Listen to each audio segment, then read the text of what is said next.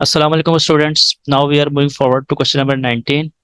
Question में हमसे कहा जा रहा है कि एक्सरसाइज हमारी 13 सी और टॉपिक है geometrical properties of circles.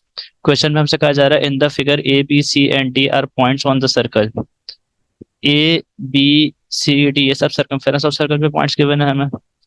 The tangents from a point T touch the circle at the points A and C. T से एक टेंजेंट ए पे ड्रॉ हो रहा है और टी से दूसरा टेंजेंट सी पे ड्रॉ हो रहा है। और कह रहे हैं क्वेश्चन से मैं कि given that angle T A D 45, T से ए और ए से डी पे ये एंगल हमें 45 का मार्क हुआ नजर आ रहा है। एंड एंगल ए ओ से 127 डिग्रीज, ए से ओ और ओ से ये 127, ये मिस प्रिंटिंग है बेटा। ये हमारे पास 130 का एंगल गिवन है। दिस इज नॉट 127, ये गिवन है 130 है, 130 ही हम यूज करेंगे क्वेश्चन में। तो मिस प्रिंटिंग है बेटा बुक में। Find angle C B D, we have to find the particular angle C B and D. हमें ये वाला एंगल निकालना है, this one angle C B D find out करना है हमें। यानी हम क्या क्या रेस करते हैं, हम सिर्फ ये रेस करना 45 और ये हमें रेड वाला एंगल मार्क करना, और ये 130 जो है बेटा क्वेश्चन में कमिटमेंट किया, इसलिए इसको मैं रेज नहीं कर रहा, मिस प्रिंटिंग है। अच्छा भाई,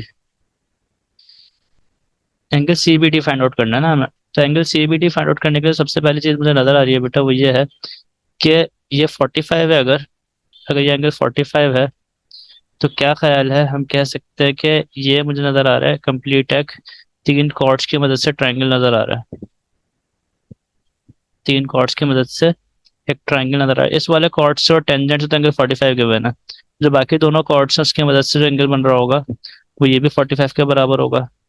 हमने प्रॉपर्टी पढ़ी थी एंगल्स इन ऑल्टरनेट सेगमेंट, ये जेड टाइप का कुछ बनता था, याद होगा आपको। जेड टाइप का कुछ बनने के बाद फिर तीसरा एंगल होता था, वहां पर ऑल्टरनेट एंगल फॉर्म करता था हमें, जहाँ पैरेलल लाइंस नहीं गिवन होते थे। एक प्रॉपर्टीज पढ़कर आए थे हम पीछे से, तो ये वही प्रॉपर्टी हम यूज करेंगे। यानी हम कह सकते हैं कि एंगल ए बी और डी, ये येलो वाला एंगल बराबर है किसके, 45 डिग्रीज के। क्यों? क्योंकि एंगल्स इन ऑल्टरनेट सेगमेंट्स। ठीक है बेटा, ये 45 का आ गया। और फिर दूसरी चीज हमें क्या नजर आ रही है, दूसरी चीज हमें नजर आ रही है बेटा, अगर मैं इधर पे एक कॉर्ड बनाऊं इस तरह से, इसको मैं सही से बनाता हूँ जरा। अगर मैं एक कॉर्ड इस तरह से ड्रॉ कर लूँ, लेट सपोज यहाँ से यहाँ तक का, दिस वन, तो क्या ख्याल है कि इस कॉर्ड की मदद से एक एंगल हमारे पास ये सेंटर पे फॉर्म कर रहा है, और सेम कॉर्ड से एक एंगल कहाँ फॉर्म कर रहा है, सरकमफेरेंस पे फॉर्म कर रहा है। ठीक है बेटा, तो क्या ख्याल है बेटा, ये सेंटर का एंगल डबल होगा किसके, सरकमफेरेंस के एंगल का। उसमें ब्लैक से मार्क करते हैं कंप्लीट सरकमफेरेंस के एंगल का। तो हम कह सकते हैं कि angle A B C, angle A B C, B C लिख दिया मैंने, एंगल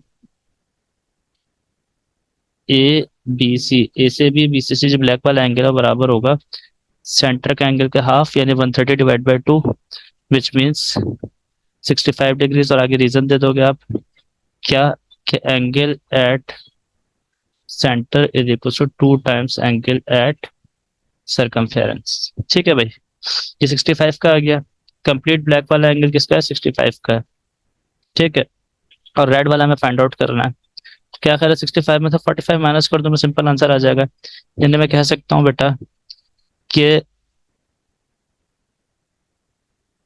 एंगल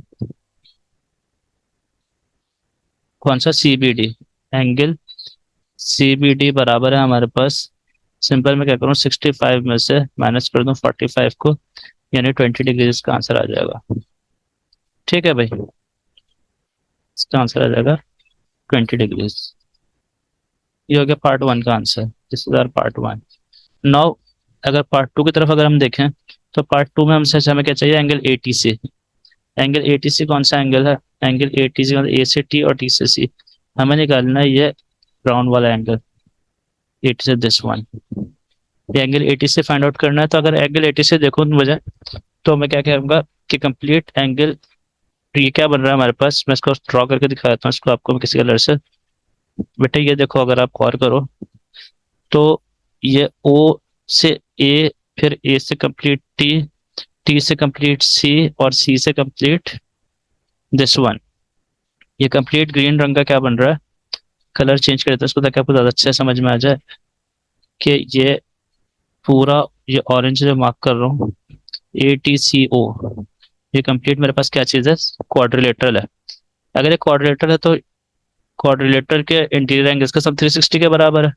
और हमें एक बात और पता है, वो क्या है कि रेडियस परपेंडिकुलर टेंजेंट ये भी 90 का होगा, ये भी 90 का एंगल होगा, है ना, दोनों एंगल्स 90 के होंगे। तो हम कह सकते हैं सबसे पहले तो कि एंगल TAO या OAT, एंगल OAT बराबर है एंगल OCT, यानी ये वाला OCT बराबर है 90 के। क्यों? क्योंकि रेडियस परपेंडिकुलर टू टेंजेंट, ये प्रॉपर्टी हम पढ़कर आए थे 13B के अंदर।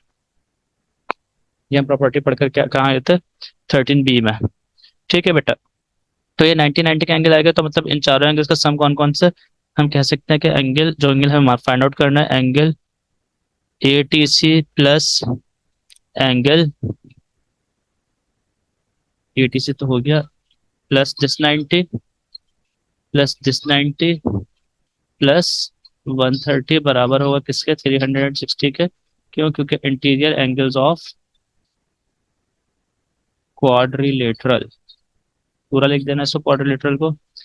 तो एंगल ATC बराबर हो जाएगा बेटा हमारे पास, angle ATC is equals to 360 minus 130 minus 90 minus 90, और ये एंगल ATC बराबर आ जाएगा हमारे पास 360 minus 90 minus 90 will be minus 180, 360 minus 180 will be 180, 180 में से 130 जाएगा तो कंप्लीट हो जाएगा 50 डिग्रीज का। ठीक है बेटा। अच्छा, इसमें डायरेक्ट प्रॉपर्टी भी हम यूज कर सकते हैं कि इनके ऑपोजिट एंगल का सम भी पूरा कंप्लीट बनता है 180 के बराबर, क्योंकि जब दो 90 के हो जाता है तो इन दोनों का सम 180 के बराबर बनता है। लेकिन क्योंकि हम बहुत ज्यादा डायरेक्ट प्रॉपर्टीज यूज कर चुके होते हैं, इसलिए हम इसको डायरेक्टली यहाँ में यूज करके नहीं बताता, बच्चों को कंफ्यूजन क्रिएट ना हो। तो हम इसको स्टेप वाइज शो करके एंगल ATC 50 के बराबर मैंने वैल्यू निकाल ली है। अच्छा बेटा, इस क्वेश्चन में भी कोई क्वेरी अगर हो तो आप मुझसे कमेंट सेक्शन में पूछ सकते हैं। हमने पार्ट 2 सॉल्व किया था, और ये क्वेश्चन भी अगर आपके लिए यूजफुल है तो बेटा इसको अपने फेलो स्टूडेंट के साथ शेयर करना हरगिज ना भूलना, और वीडियो को लाइक करना और चैनल को सब्सक्राइब करना भी हरगिज ना भूलना। इंशाल्लाह मिलेंगे नेक्स्ट वीडियो में क्वेश्चन नंबर 20 के साथ। तब तक के लिए अपना बहुत ख्याल रखिएगा। अल्लाह हाफिज।